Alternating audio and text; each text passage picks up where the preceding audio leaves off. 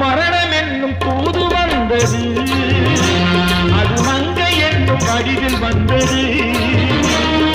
மரணம் என்னும் தூது வந்தது, அது மங்கை என்னும் வடிவில் வந்தது.